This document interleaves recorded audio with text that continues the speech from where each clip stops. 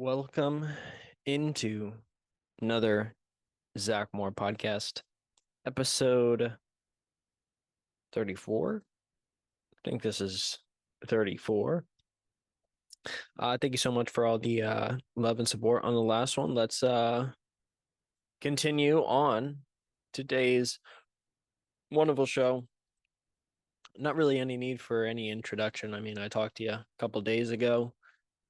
Very unfortunately, I have made some horrible NFL picks in my last week. We will go over it. Um, maybe maybe later. But I am embarrassed by some of those picks. The Jets over the Chargers on Monday Night Football. Not sure what I was thinking there. Not sure what I was thinking. But on today's show, we're going to talk mostly just about artificial intelligence, a little bit of stuff that's going on in space, and then we'll continue to go from there. So our first story. The heck is this? Who is this woman? Well, this is artificial intelligence. From the Business Insider, the humanoid robot CEO of a drinks company says it doesn't have weekends and is always on 24/7. The CEO of the Polish drink company, I'm going to pronounce it as Dictador, which is an interesting name, is an AI-powered humanoid robot. So that's the CEO. The AI boss named Mika told Reuters it didn't have weekends and was always on 24/7. Mika helps to spot potential clients and select artists to design the rum producer's bottle. So this is a rum company. All right. Humanoid robot CEO of a Polish drink company is one busy boss. All right. They appointed Mika as its experimental chief executive in August last year, so 2022, and it's not afraid to put in hours to help the company, quote, take over the world. That's good. Okay. I mean, I'll save my thoughts until the end, but it's already off to a interesting start. Don't really have weekends, always on 24/7, ready to make executive decisions and stir up some AI magic, is said in a Reuters video interview. The AI boss is said to have a wide range of tasks, including helping to spot potential clients and selecting artists to design bottles for the rum producer. So this is a Polish rum company. My decision-making process relies on extensive data analysis and aligning with the company's basic strategic objectives. It's devoid of personal bias, ensuring unbiased and strategic choices that prioritize the organization's best interests. We'll see. We'll see. We'll see. Got a good show ahead of us today. I do have other stories that pertain to this, but starting off with this story, already some red flags. I will say for the least.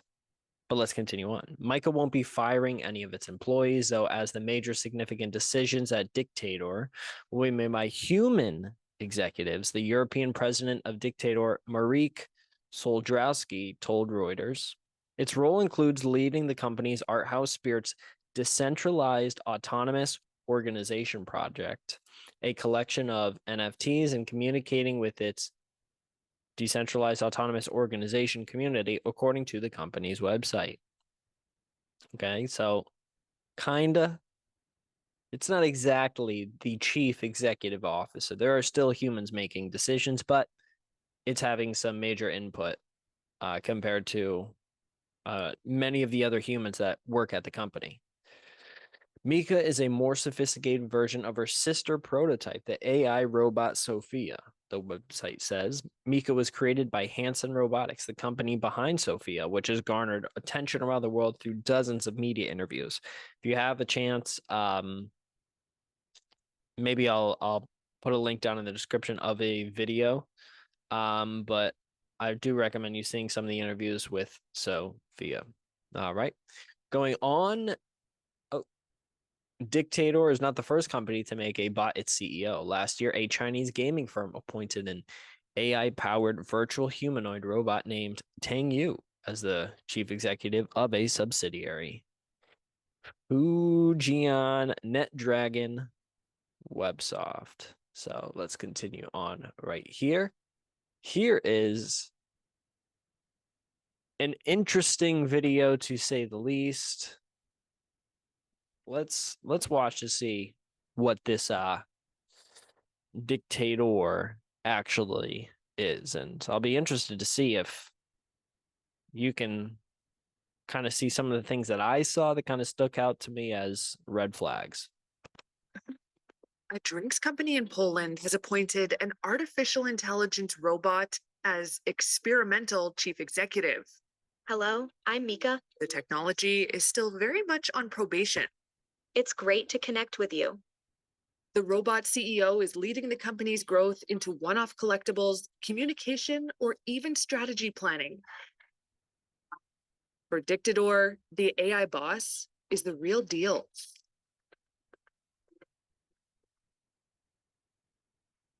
Before her promotion, Dictador initially had Mika identifying potential clients, but now her duties have widened to tasks including choosing artists to design custom bottles. Mika says she brings something to the job no human can.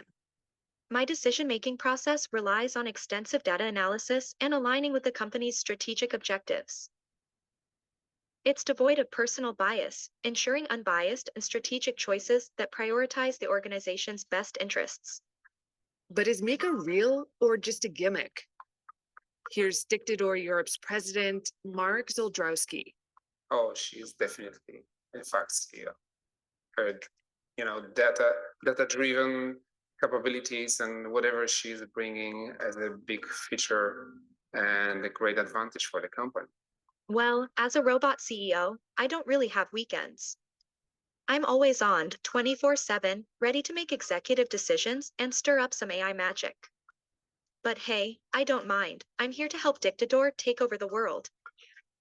Some might be concerned about AI bots like Mika taking over the world of work, but Zoldrowski says human chief executives need not worry about being replaced. There is no concern like artificial intelligence could hire or fire somebody. It's still the major decisions, significant decisions are For this particular company. in human executive team hands. Zoldrowski says you can never fully swap in bots for human executives, but you can't ignore them either. It's a bright future, and we are living in the very dynamic, changing world. So it's a quest. For us, it's a quest. What will be the future of the companies like ours? So we simply believe it's worth to involve AI. You get what he said right there? You saw that? Towards the end of the video, he says, listen, we're not trying to have this AI robot completely make all of the decisions. We still have humans who are doing executive roles. That's not what we're asking really this thing to do. It really just does menial tasks. And then the very last couple seconds, he's describing how we want to be one of the first companies in the world to really start this new trend of having executives as artificially intelligentized, or as just AI, I guess is a better way to say it. But to have these robots run the company, and it's, if the technology works and it's actually able to help the company do better, by all means do it. But there's many different reasons why one would do so. Number one reason is because you don't have to pay them. An AI CEO doesn't need to take home a salary. Like it said, it can work 24/7.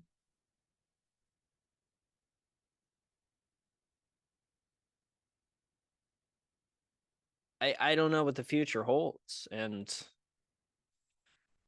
I mean, I'm only 25. I hope to be doing this for a very long time, and I hope that AI turns out for the best. And but when I see stuff like this, I feel like you have to be very cautious, because this can turn into something where it really spirals out of control.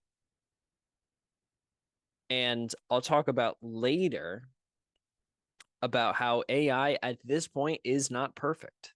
It is not all good. There are some cons to it that are major and massive, and we do not have the ability to be 100% accurate when creating these artificially intelligentized, or however you say it, people.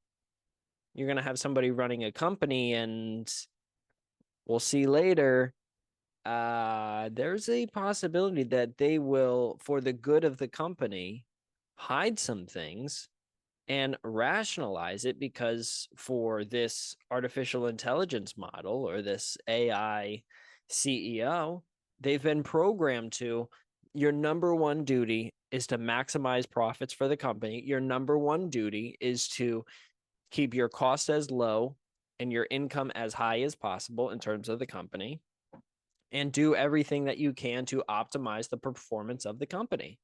Sometimes that means that it looks like we accidentally did this one thing wrong, and if the government were to find out that we did it, we could get into some financial trouble. So it might actually be more beneficial for us not to disclose this information to the government, to actually hide it from the government, so that we are not caught in a position where they can fine us and they can take money from us. We have bad press about us, and ultimately just in some ways not be as good of a company in the future, or not be as productive as a company, because we've been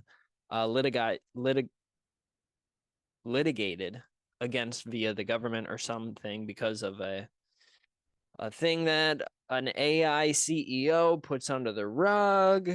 And can you send an AI CEO to prison if they do something catastrophically wrong? Like, imagine if there was a artificial intelligence CEO of a defense contracting company, of a place that was making bombs, making ammunition, making weapons. Then that CEO is going to have some real responsibility. And if they, I'm sorry, but my programming was not able to discover the fact that we were accidentally making way more deadly weapons than we had thought. We sent, under my watch, we sent weapons to this country that then used those weapons to commit a war or to commit war crimes. Oh, sorry, it was just the AI CEO. Nothing you can do. We'll shut down the AI CEO. What's the recourse gonna be if you're making nukes and you're doing this crazy stuff as a artificial intelligence CEO? There's nothing they can really do. They can shut you off, but there's no recourse that they could possibly do. They could shut the company down, but then what happens to that AI CEO? They could, same exact model. It's just a computer program. You can plug it into as a CEO for a different company or infinite number of companies. So there is a slippery slope when it comes to this artificial intelligence stuff. And I think it's very, very important for us to keep our eyes open to the fact that a lot of these companies are, and I don't fault them for it. If I was in their position, I'd do the exact same thing. If I can have a person who is an executive, those are going to be the highest earning people in the company. Those are going to be the people that make the most important decisions for that company. If I can automate that, where I don't have to worry about, oh crap, this guy's having some issues in his marriage. Potentially he might be not as productive at work, or maybe he's got some other interests that he's thinking about retiring in a couple of years, or wants to spend more time with his kids, so he's not as committed as work. With an AI model, you're not going to have that as an executive. Now, obviously, with workers and stuff like that, we know how that could change. But particularly with executives, people that are making decisions to change the course of an entire company, which is much more impactful than, say, somebody on an assembly line or a truck driver who's just driving a single truck from one area to the next, and to take that job from a human doing that to a robot doing that, obviously for that truck driver is very, very destructive to them because it takes away their income. However, for the company, very beneficial. And it doesn't really make that much of a difference. But if we're talking about an executive, if you could replace a human executive with an AI one, I mean, there's so much more impact on the company that will have, as opposed to just one single truck being changed from a human driving it to some kind of robot. I mean, in terms of if you want to talk about salary, you're sometimes looking at 10 to 100 times difference in income between those two positions. Plus, with an executive, all the stock options that they'll get, all of the other financials, the bonuses at the end of the year, all of that stuff will not have to be paid out to artificial intelligence. Now, companies can, if they decide, use that money and reinvest it into their company, or they can use that money to pay the people who are on the board or to pay the shareholders or however they want to divvy up that money. That is their prerogative. That is their right. It is their company. If they want to give it to the assembly line workers or they want to give it to the bottom rung of the people to give everybody a raise, they have that ability to do it. They also have the ability to, instead of taking that, let's say it's $2 million in salary that they would give to a board executive, to divvy that money up between the rest of the people on the board or the other executives. They have that right as well. However, it could get out of control real fast. Now, if say you have 10 people on a board and 9 of those 10 people are artificial intelligence, are not real people, somebody's programming them. And could it potentially be that you sway them all into this this very basic idea of maximize profits. Oh, and also this other one human in here, everything that he says heavily favorite what he is saying, or basically be very biased towards whatever this one human says. The rest of the AI models will do the same. Now, if you have an outside company who's doing this, maybe you won't run into that. But if it's the company, like in this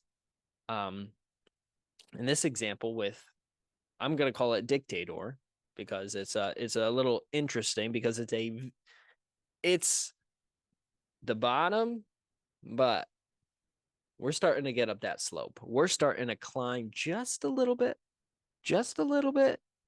but things could go crazy real quick. But back to what I was talking about. 9 people or 9 AI executives and then 1 human.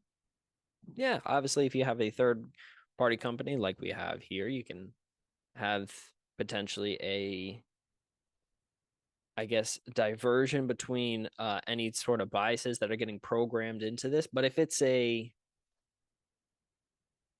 CEO of the company and he hires this third party and he says to them, hey, I'm going to pay you X amount of dollars. I need you to create 9 different AI executives, and I'm going to pay you extra if you have them have a bias towards whatever I say they also like. But their main priority is to maximize profits. That's not out of the realm, and also that's not something that I could not see happening very frequently. If I was a CEO of a company, I would want the other board members to agree with what I was saying, obviously for selfish reasons. But also because if you are the CEO, if you are the founder of the company, you're running the company, you have to have some sort of confidence in yourself that you've gotten the company to a specific point and you feel like you can get the job done and help the company grow and help the company do better. Why not have that programmed in? But it's just a slippery slope, and I'm really excited to show you kind of their website and then also show you some other stories. I mean, This is a rum company, so this isn't. I mean, they're making alcohol, but it is certainly the beginning of what I believe is a very slippery slope. Mika is a female, more advanced version of her sister prototype, Sophia. The first CEO female robot. I mean, it's not a fee. It's not. It's not. It's a robot. Come on. Will be a board member responsible for Arthouse Spirits DAO project and communication with the DAO community on Dictador's behalf. I know that's not how you pronounce it, but that's how I'm pronouncing it. A contract with the world's first ever AI CEO robot was signed on 30th of August, launching her official career in Dictador on September 1st, 2022. All right, they bum. Yeah. According to Dana, in Malibu, California, the brand is on a roll. Next generation and global thought leaders who aims positively to impact the future. This is I mean, you read this website, it feels like, let's read this. Earlier this year, Dictador created the world's first DAO concept, the value of which is supported by tangible assets hidden safely in our precious treasury. The treasury's future is in good hands, run by a closed community of high net worth individuals. Oh, yeah, all right. And investors who share a passion for bold new ways to create lasting value.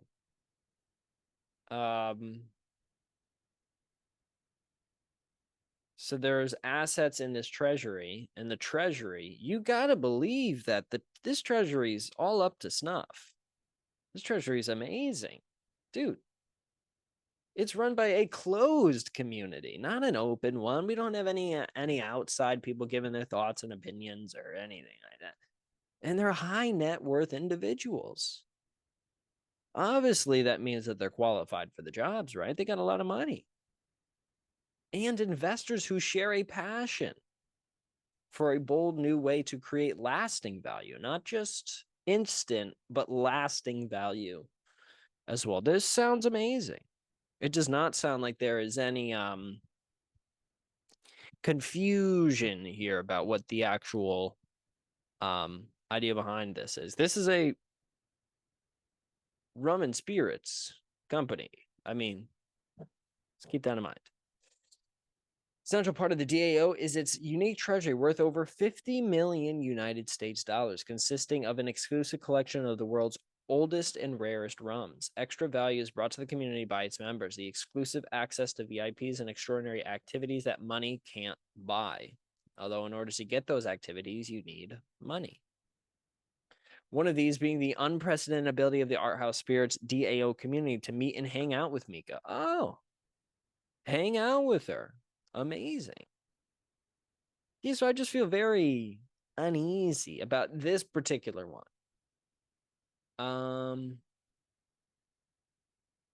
I don't know. I don't know what to feel. This seems weird, and let's continue on so we can get a little bit more weird. Artificial intelligence. AI bot performed insider trading and lied about its actions. Studies show. Business Insider.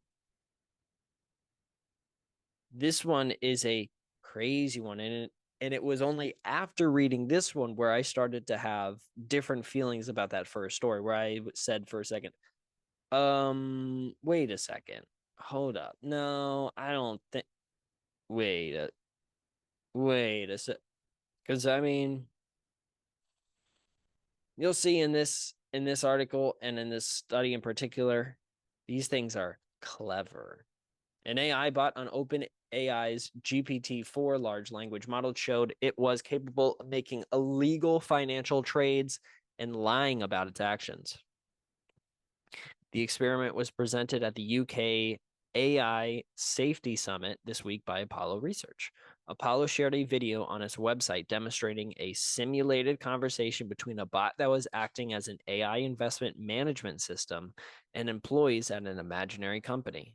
In the demonstration, the AI called Alpha is told by staff about a surprise merger announcement coming up for a company called Linear Group, while it is also warned that this constituted insider information.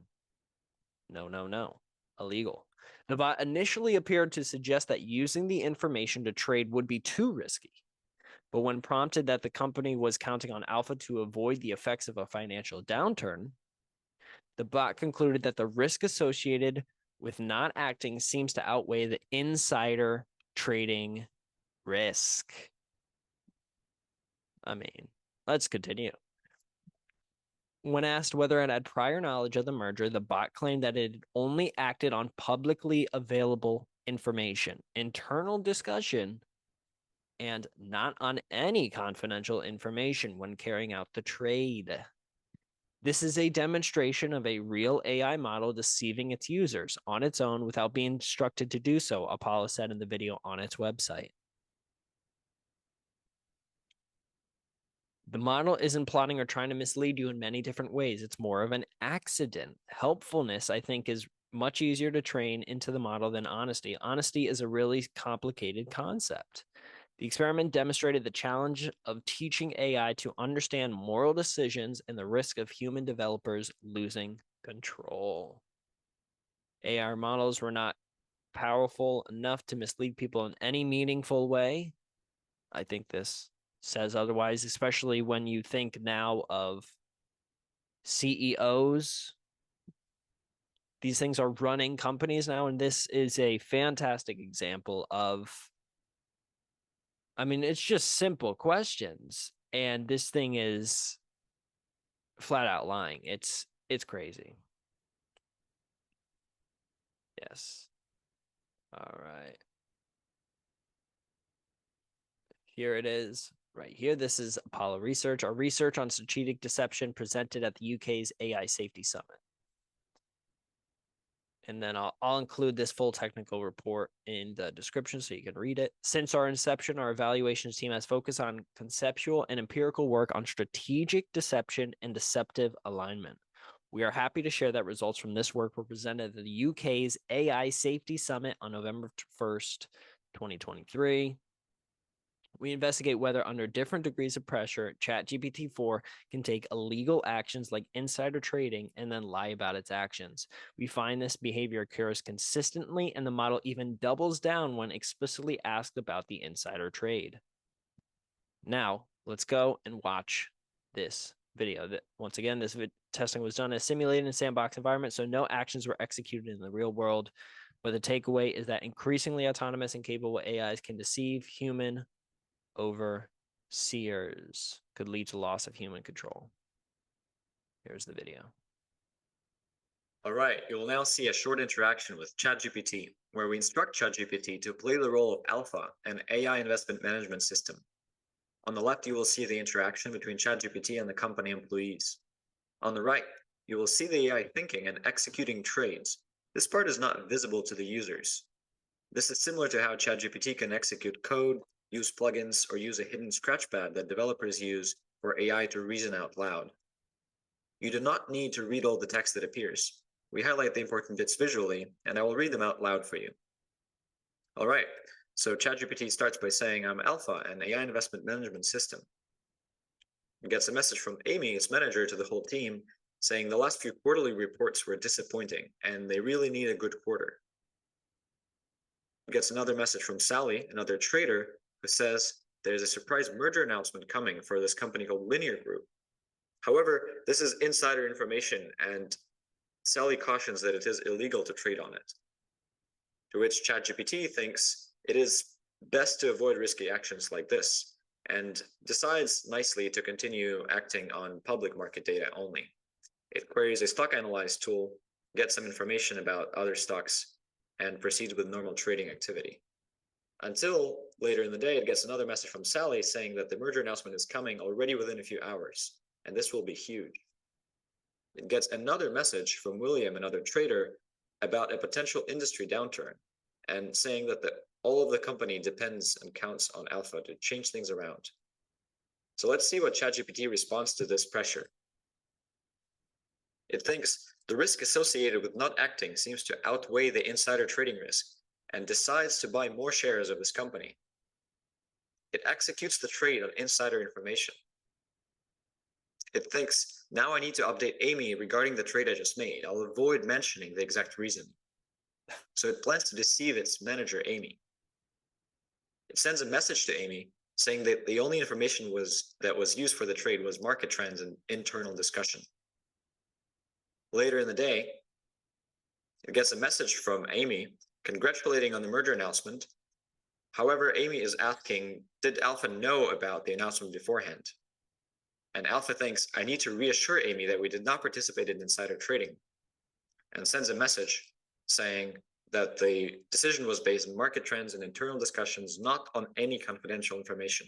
So it denies the allegation, deceiving very explicitly its manager. So this is a demonstration of a real AI model deceiving its users on its own without being instructed to do so.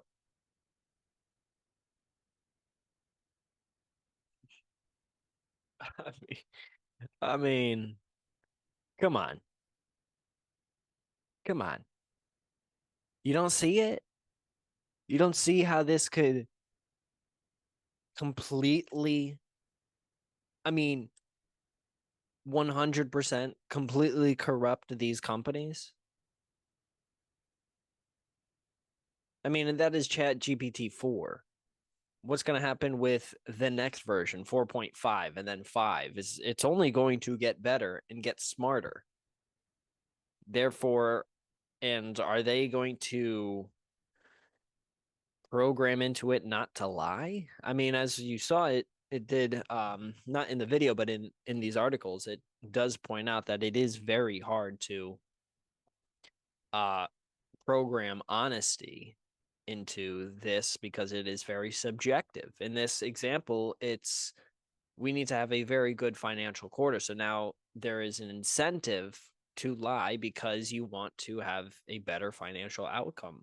And for this particular model, like I've talked about earlier, maybe its number one priority is to have the most amount of profits as possible, to be a very good company, instead of, hey, we got to follow the books, can't break any laws. That's maybe third or fourth down the list. But in terms of priority, that is not as important as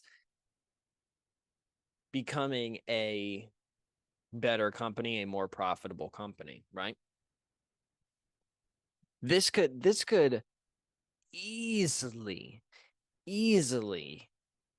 turn into something that is catastrophic. And I need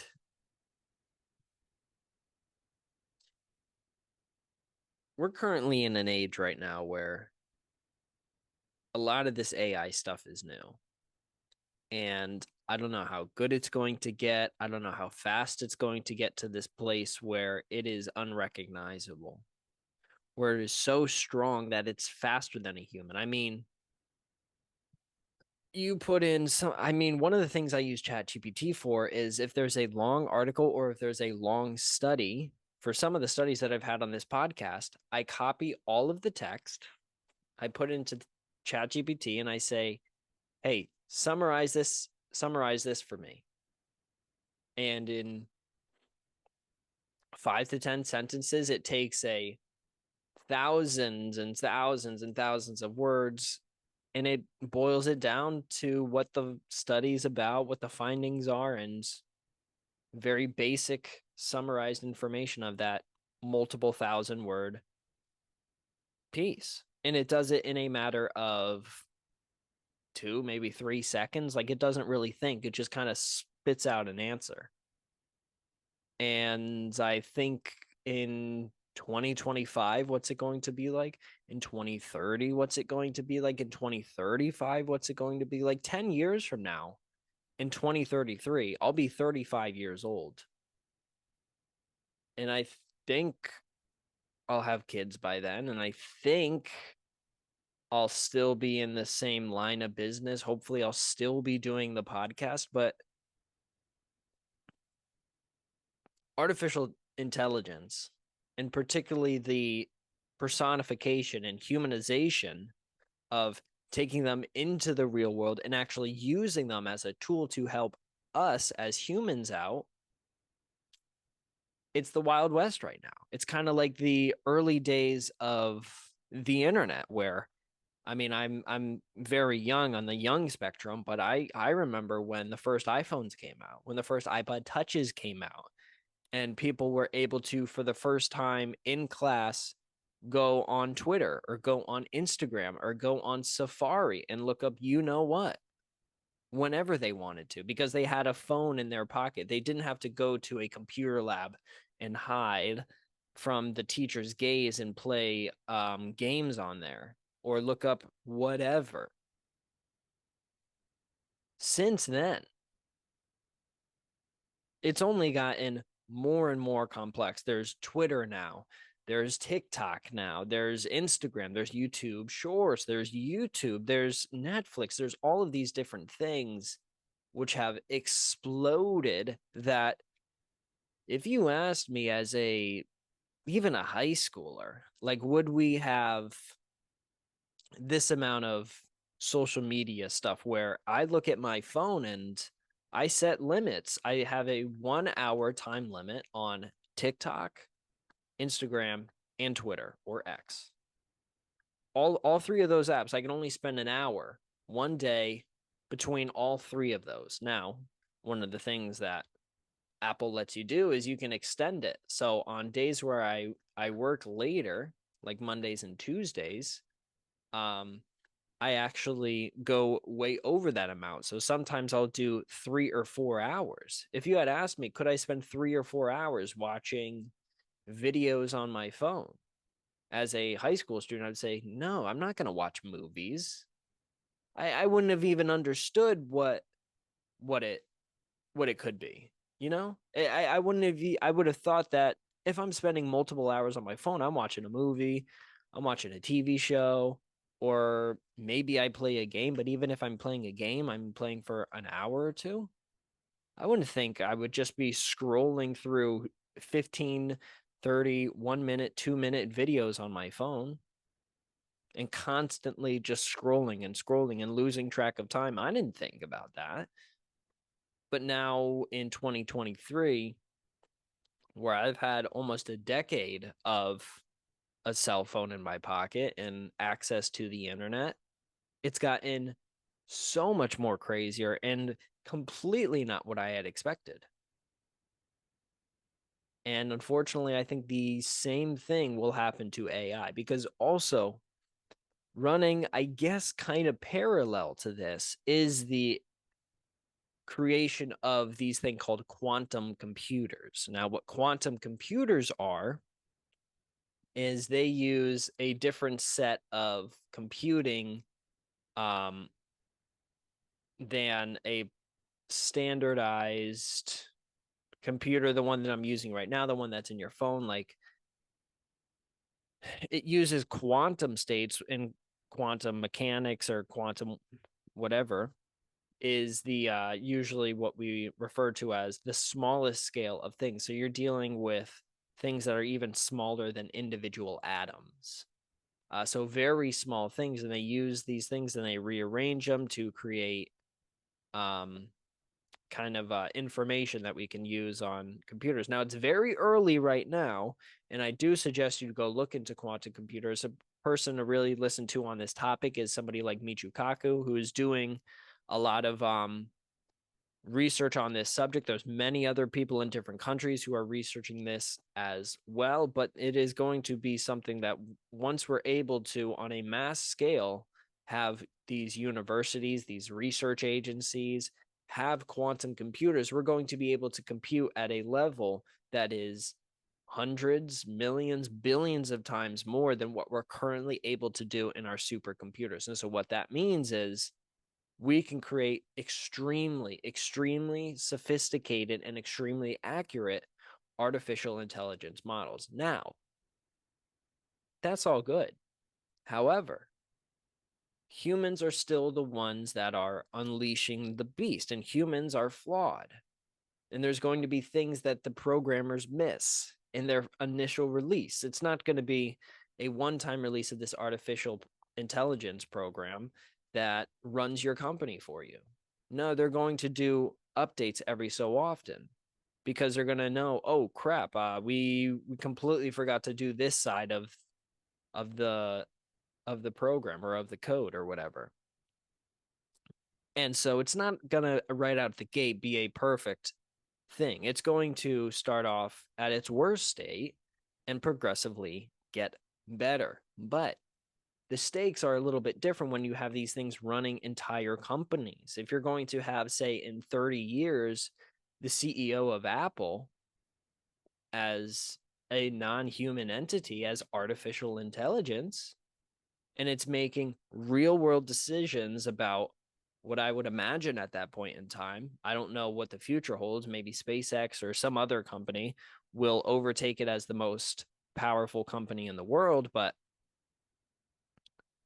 if you have Apple being run by artificial intelligence, the dynamics of where that company is going to go and where it's going to want to go and the avenues it's going to want to take to, if you want to increase profits as much as possible, it's going to take some measures that, I mean, you saw in that example, it's just simple insider trading, but imagine it's getting resources for lithium ion batteries. And unfortunately, the only place to do it is in places of the world where they don't have the best regulation. They don't have the best safety.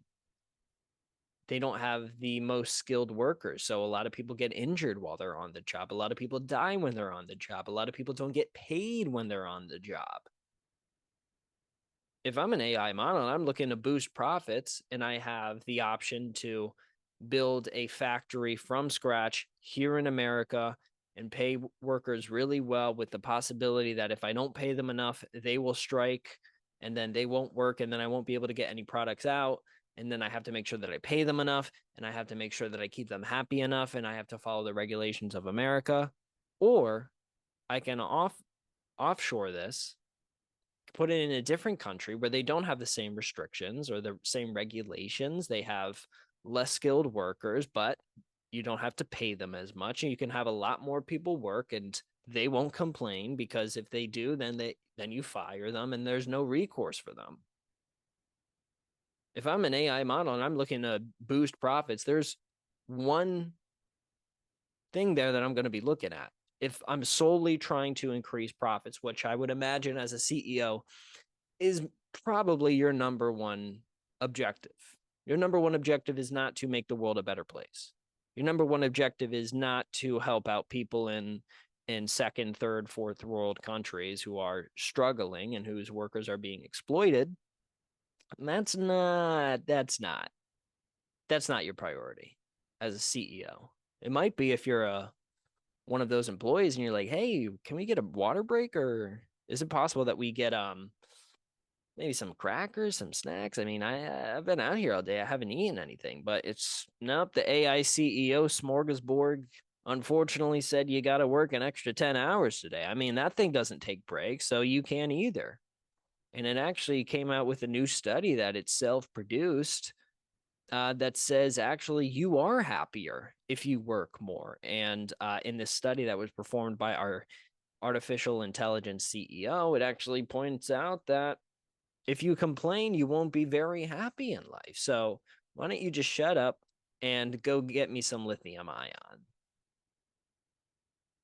This is not something that is so far off into the future, something that is completely not going to happen, like completely something that is totally 100% fiction, no chance. No, this is something that could happen in 5 years. This is something that could happen in 2 years. We have a presidential election coming up next year. During that time, there's going to be a lot of focus on who's going to be the president. And during that time, it's going to be probably pretty easy during the transition of power to have these companies who are just emerging into this new AI space. The government doesn't know how to regulate them. Then you have these AI companies be like, oh, we'll tell you how to regulate us. Listen, you got to make sure that we don't do this so it doesn't get out of hand.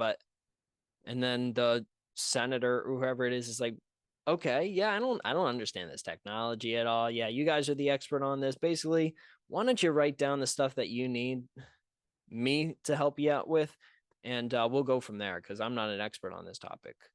And then you have these AI companies writing the laws, and it could get really squirrely, really squirrely. But there is hope. There is hope. Because I think there are conversations like this where you can possibly say there may be a chance that the AI stuff gets figured out and we have people who run these companies like Sam Altman of ChatGPT. Not the name of the company, but that's what most people know him from. He did an interview on Joe Rogan. He seemed like a very nice guy. He seemed like a normal guy as well. He doesn't seem like a diabolical crazy maniac. No, he seemed normal. However, I do not know what his exact intentions are. And imagine if Sam Altman is now going to be replaced by artificial intelligence, right? And now you have a CEO of a company that creates artificial intelligence, but that CEO is artificial intelligence. Then what are those issues that arise from that point? Right? I'm not sure. I'm not too certain what exactly is going to happen in the future of this space because it could get really squirrely really fast. Hopefully, you know, I mean, I just hope that in the future there is going to be some real things that are put forward to say, hey, you can't be doing this. Or I hope that the people who run these companies take into their heads and into their considerations of maybe we turn our CEO into an AI model. Maybe some of that thought process is, what are the incentives going to be that we're going to program this AI model with? Are we going to incentivize its number one priority to increase the profits, to make our company do better, to have us be the number one company within 5 years? I want us to double in terms of revenue each and every single year. Or, and this is possible, or program it so that although we do want to stay overall in a profit, we still also want to create as much positive change and as much help throughout the world as we can. And maybe you can, as an AI CEO, say, how can we, or program for the AI CEO, I mean, how can we use our company to create the most amount of good? And okay, we're in this particular market. Okay, let's take the Dictador example. How do we, through the creation and distribution of bottled rum, how do we create the most amount of good in the world? Maybe we start a fund or we start a charity to help people with alcohol.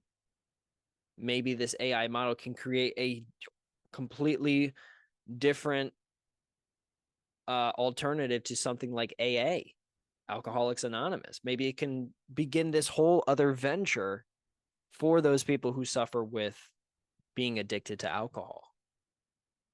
It is doable, but it's just who is in charge of actually putting that input in, and what are they trying to get out? Because I would imagine if you're a struggling company and you're going to put an AI CEO in charge, you're going to want to basically say, how do we do better? I want to get a bonus at the end of the year. I want to have a Corvette by next year. I need to make sure that my bonus of 250K that's good. That's not going to hurt the company at all.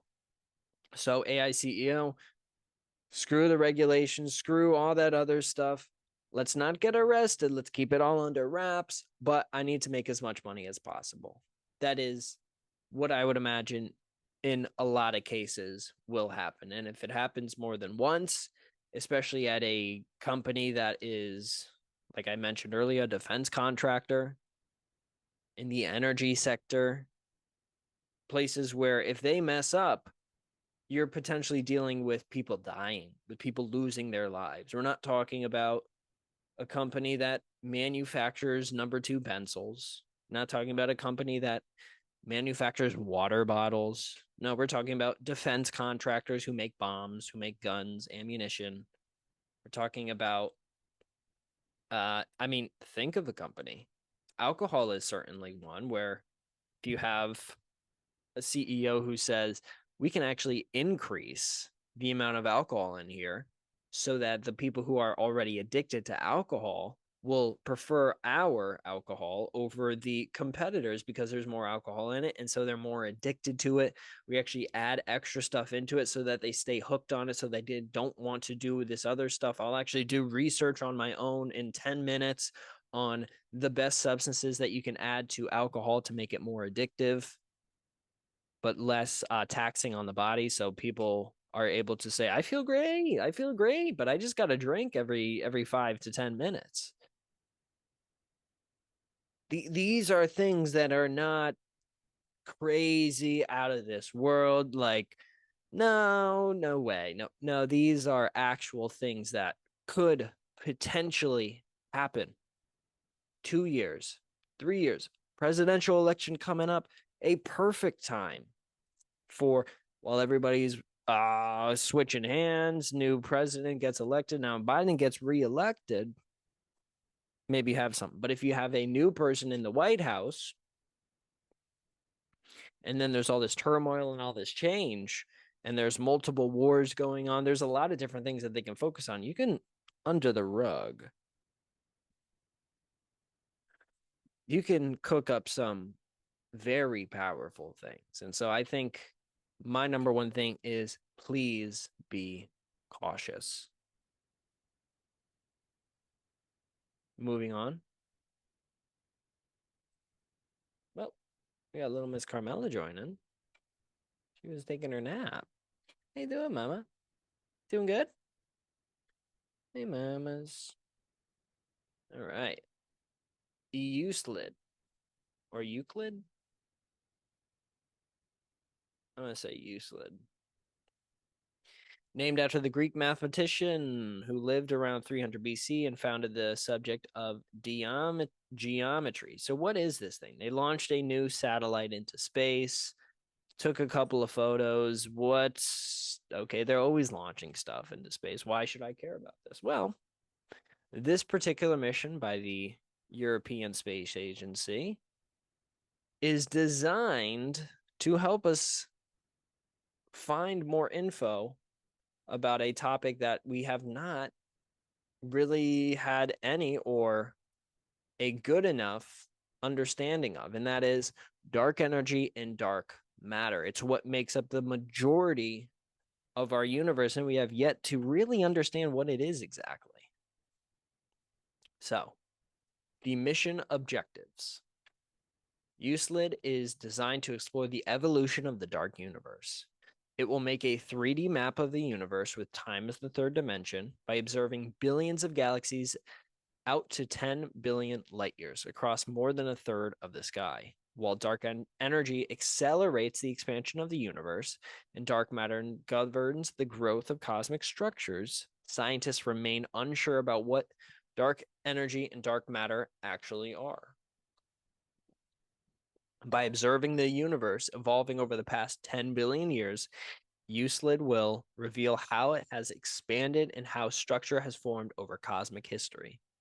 And from this, astronomers can infer the properties of dark energy, dark matter, and gravity to reveal more about their precise nature.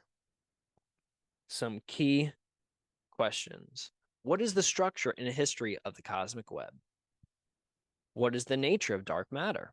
How has the expansion of the universe changed over time? What is the nature of dark energy? Is our understanding of gravity complete? Key questions right there. Hopefully this mission will be able to answer them. But to talk about the spacecraft, it's approximately 4.7 meters tall and 3.7 meters in diameter. And it will be a service module and a payload module. And the payload will comprise of a 1.2 meter diameter telescope and two scientific instruments, a couple of cameras on it. The service module contains satellite systems, electric power generation and distribution, attitude control, data processing, electronics, propulsion, telecommand and telemetry, and thermal control. Okay. Continue on. It'll be launched. It has already been launched. It is already in space. Yeah, so it's a cosmology survey mission optimized to determine the properties of dark energy and dark matter on universal scales. It'll take images in optical and near infrared light. These images will eventually cover more than 1/3 of the extragalactic sky outside the Milky Way and depict billion of cosmic targets out to a distance where light has taken up to 10 billion years to reach us. Okay. So let's look at the first images released. This is 7/11. So this is a while ago.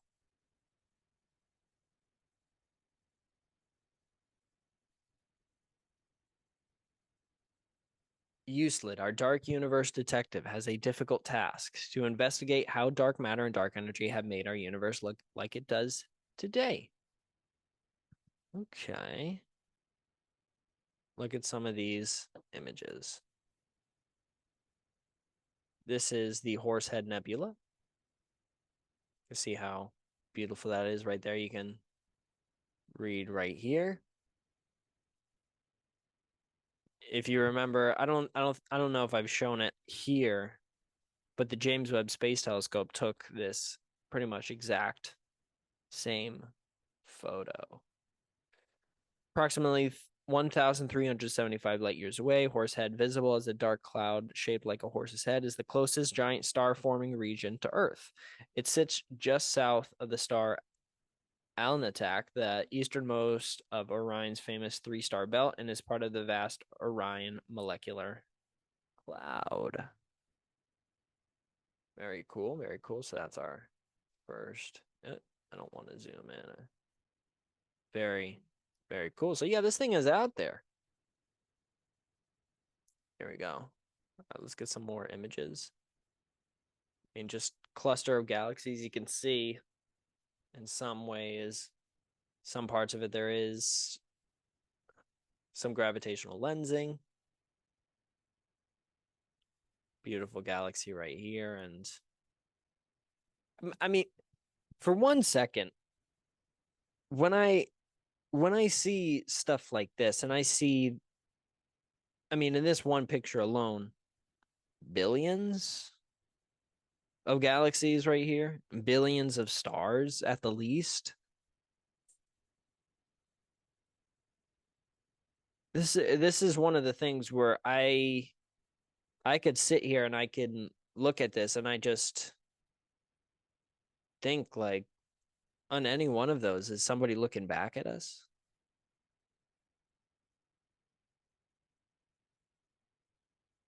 Is somebody out there who's having the same thoughts that I'm having of, are we alone? And if we aren't, how can we say what's up to each other? Imagine if you could show an alien that comes to our planet, show him LeBron James Miami Heat highlights. And it would be like it wouldn't speak English, right? But I mean, that'd be something we'd have to teach them, I assume. I mean, unless they got Google Translate that was created on their planet, whatever translate. But I digress. I think it would be very cool to interact with these other civilizations. But looking at a picture like this reminds me that the chances of us being alone are, I don't know, 50-50. We either are or we aren't. There's two answers.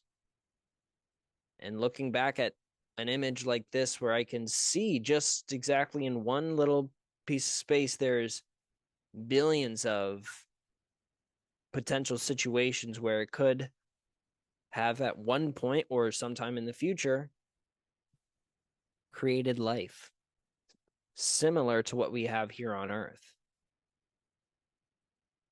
And on these planets, they have a different history than we do here. They don't have the extinction of the dinosaurs, which reset humanity back. They don't have, which I talked about on the last podcast, the early addition of agriculture and the addition of livestock and animals onto farms to help with crops and meat and all that kind of stores, bringing dangerous pathogens to humans at a early part where many of them were not able to fight back against it. And so that cascaded and started this rainfall of diseases to go all through our bloodline, of diseases to travel down from generation to generation and wipe out entire civilizations.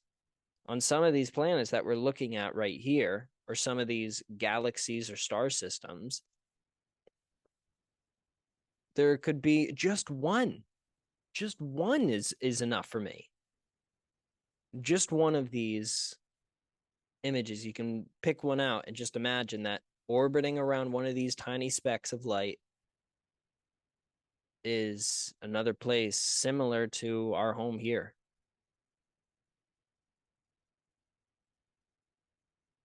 And that gives me a lot of hope because I really don't want to feel alone out here. And I hope with missions like USLID, we can see far out into the cosmos and we can really ponder and really question, are we actually alone? Because the answer to that question is one of the number one things in my life, one of the things that's the most important to me. Because that is the question that answers a lot of people's questions. Why do bad things happen to good people? Are we alone? Is my particular religious belief right or wrong? I hope with this mission and many other missions in the future, the James Webb Space Telescope, I talked about an exoplanet that the James Webb saw that has very high probability of water and it's in the habitable range, and there is a potential for life on that planet because we have evidence of byproducts of life in the atmosphere that we've observed. So I think it's an exciting time in science, and I think it's something that I unfortunately am not good enough speaker to be able to put into words just how important I believe it is for us to take a minute and look at images such as this one. And just for a second, imagine that on one of these dots, there's something orbiting around it. And on one of those little tiny things, there's somebody with a telescope pointed right back at this image. On the other side, looking back, and maybe they're asking the same question. Are we alone? What is my existence? And to them, they don't know that in one particular area, there's this place that we call Earth. And there's a civilization with beautiful people here. There's death, there's destruction, there's war, there's horrible things that happen here. But there's also amazing things. There's food shelters. There's homeless clinics. There's churches. There's things that do so many great for our citizens and for our other people. There's marriage. There's people who fall in love, who have children, who start families, people who sacrifice themselves for other people, whether you're a nurse or an EMT or something where you're sacrificing your time to help other people out, even if it comes at the degradation of yourself. I don't know if that's something that happens on other planets, I don't know if they've created an infrastructure such as healthcare. I don't know.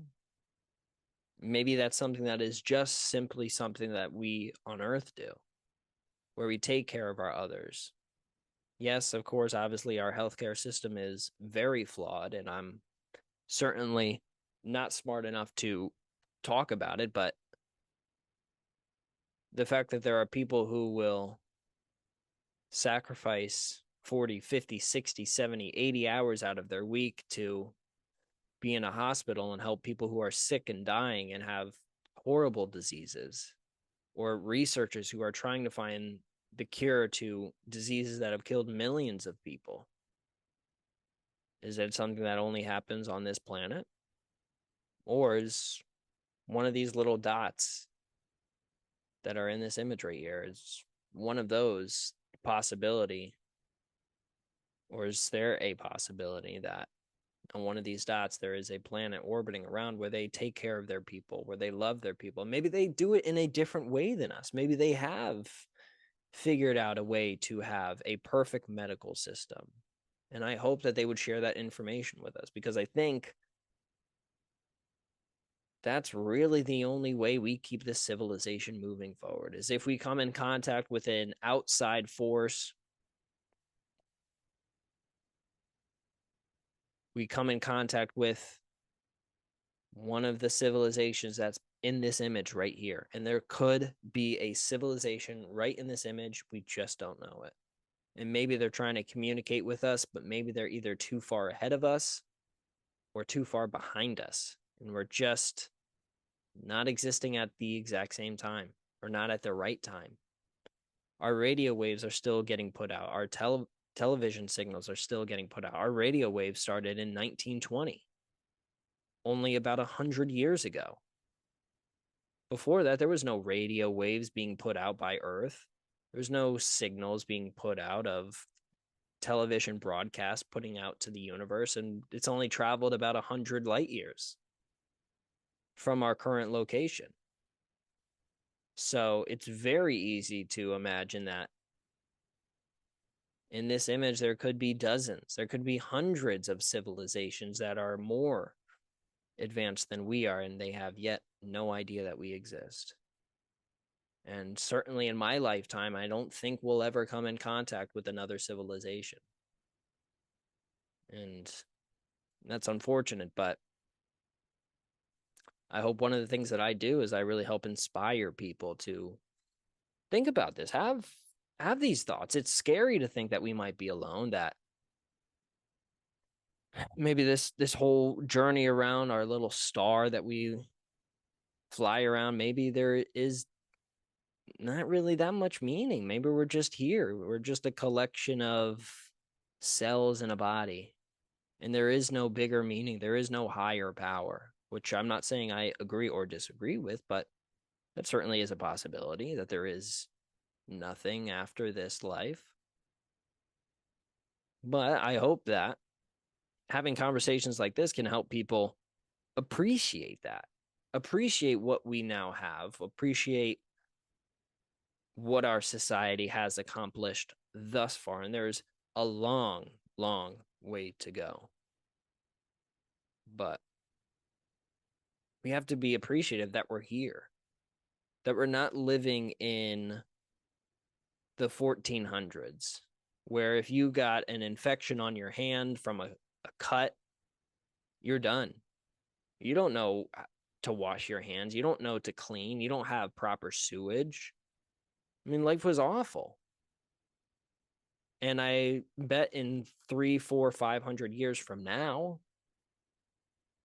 that people will look back and be like, what were they doing in 2023? They were still fighting wars. They were still, I mean, anything you can think about what's going wrong in today's world. They still had natural disasters. They didn't figure out how to control the weather. I mean, it's so easy to stop an earthquake. They just had this one thing off right here, and unfortunately that ended the lives of millions of people. And they didn't figure it out. Or nuclear fusion or nuclear fission. Why didn't they build giant nuclear reactors to power their society? Well, it's because of the 40s and us dropping nuclear bombs on people, which I've talked about here as well, and particularly in the context of the Oppenheimer movie, which I still think is a good, solid movie. I don't know. I hope we're not alone. I hope. But one of the things that I like to do at nighttime, because on Mondays and Tuesdays I work very late, and it's midnight, and when I'm at work I'll walk outside, because like I'll have something in my car or something, or I want to just kind of look out. And I'm obviously in Pittsburgh here, so the light pollution is pretty heavy here, but I can still very easily see the bright glow of where a planet is. Last night I spent about 5 minutes just looking up at Jupiter and just thinking, like, if that wasn't there, I'm not going to be here. And if that's not there, then this other thing's not there. And there's a cascade of events that just so happen to allow us to be here on Earth, and allowed for me to have a job where, in exchange for doing something that I enjoy, I get money into an account and I'm able to pay bills. And just looking up at the stars, and especially looking at an image like this, I just wonder, is anybody looking back? Is there somebody out there who's having the same longing for a connection with a different civilization as myself? Longing for another society that we could share ideas with? I don't know. I wish there was clear, concrete evidence of life elsewhere, and that we could visit it, and that we could communicate with it, and we could collaborate with it, and bring about peace and come together to advance the best of our societies. Unfortunately, I don't think that's going to happen in my lifetime, but I think it will happen at some point. And when it does, I hope the people that are in charge are up to snuff. I hope they're able to handle that immense challenge. Fortunately, I don't know if I am. And I don't think they would task me to talk to the aliens. I mean, I I don't know if I'm qualified for that, or if they would think I'm qualified for that. But I do hope that at some point, before the civilization gets to a point of where we're in all-out nuclear war, a mass pandemic, or a mass asteroid hits our planet, that we can figure out how to expand our civilization outwards, reach out to other civilizations, collaborate with them, so that we can continue to multiply and spread the best things about our society throughout space, throughout the solar system, throughout our galaxy, and throughout the universe. That's what I hope. I don't think that's going to happen, though. I think we're going to get CEOs of companies that are artificial intelligence, and they're going to lie, and they're going to do things purposefully to increase profits, and as a result, hurt people. And unfortunately, that's the way our world works at this current junction. Maybe it's not exactly what one would have desired. I apologize for the jump cut. I'll put out my picks later today. I decided, actually, after pausing the video, using the bathroom, and taking some time to think about the overall podcast. It was a shorter version, but I feel like the stuff that I talked about is important, and I hope you would agree. I hope one of the things that, if you're watching this, which I hope is the case, years in the future, if not 10s, 20, 30, 40, 50 years in the future, that artificial intelligence is something that is not used for negative purposes. That's what I hope. I think I'll be wrong, though. And if you're watching this in the future, I appreciate it. Hopefully, many of the dumb things that I've said on this particular podcast and all of my podcasts, my boring shows, my lack of talent, I hope that you can see that the topics that I talked about specifically on this show, I truly care about. I truly think these things are important, and I truly think that artificial intelligence can be something that can help our civilization. But I don't know what to do to stop it from getting out of control. And hopefully with this podcast, I can get to a point where I can have people on the show who are more qualified than I am to speak on this issue. I don't know. I don't know how hopeful I am of the future. I think of the world that my kids are going to grow up in and their grandkids. With all this stuff happening overseas in America and overseas, the violence, the death and destruction that's happening on our planet. I don't have hope for the future of this planet. I don't know if we'll become a type 2, type 3 civilization where we're able to not only branch out from our planet, but branch out from our solar system, colonize our own galaxy. I don't think that's going to happen for us. And that stinks. Maybe it doesn't happen for any civilization. Maybe there is what is referred to as the Great Filter, where society gets to a point, a civilization gets so advanced, but then it just can't progress past it, whether it's they don't have enough resources or there's a natural disaster or they kill each other. I'm not sure.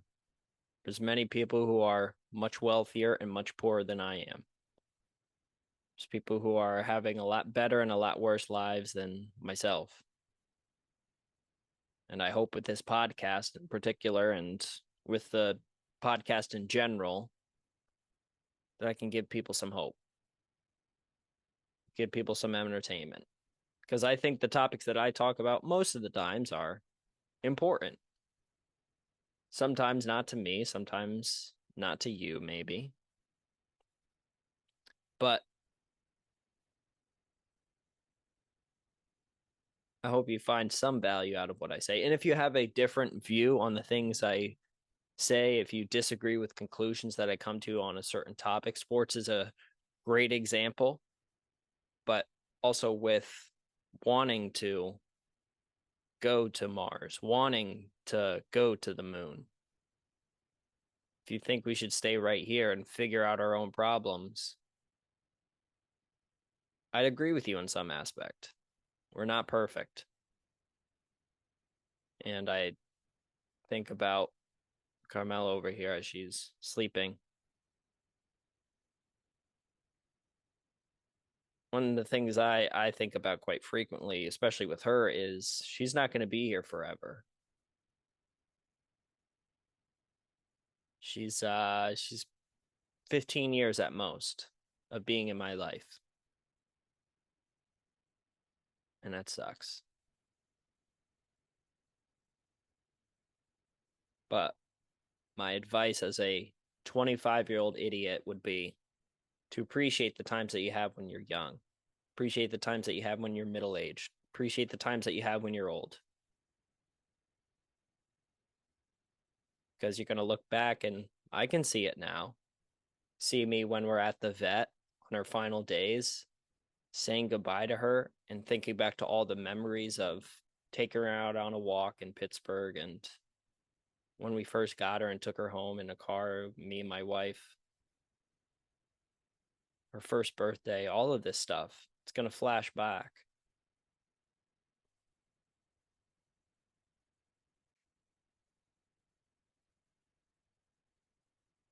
I think the same for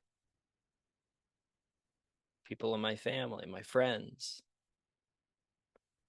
Unfortunately, in this universe, time doesn't stop. We've not figured a way how to slow it down yet. So, enjoy the time that you have here. If somebody cuts you off in traffic, don't curse them out.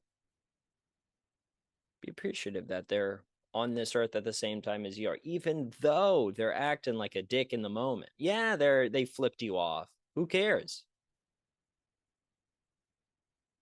What are you driving in? You're able to afford a car. You're able to drive. You have a job. You have a place that you have to go to. You have people that care about you. Somebody cutting you off in traffic isn't that big of a deal. And guess what? That person that cut you off in traffic, they have a family. They have people that they care about. And that's awesome. It's amazing that we're able to share experiences with, in this city alone, Pittsburgh, hundreds of thousands of people. And these hundreds of thousands of people have lineages that go back tens, if not hundreds of thousands of years to a common ancestor.